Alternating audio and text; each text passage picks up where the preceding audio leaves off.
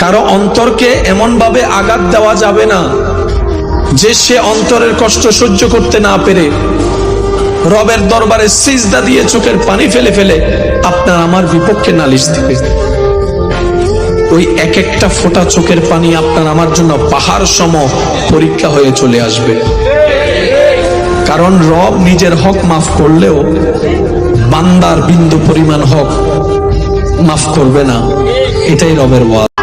কারো অন্তরকে এমন ভাবে আঘাত দেওয়া যাবে না যে সে অন্তরের কষ্ট সহ্য করতে না পেরে রবের দরবারে সিজদা দিয়ে চোখের পানি ফেলে ফেলে আপনার আমার বিপক্ষে নালিশ দিবে।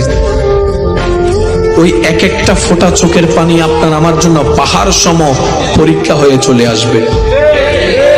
কারণ রব নিজের হক মাফ করলেও বান্দার বিন্দু পরিমাণ হক মাফ করবে না, এটাই রবের ওয়াদা।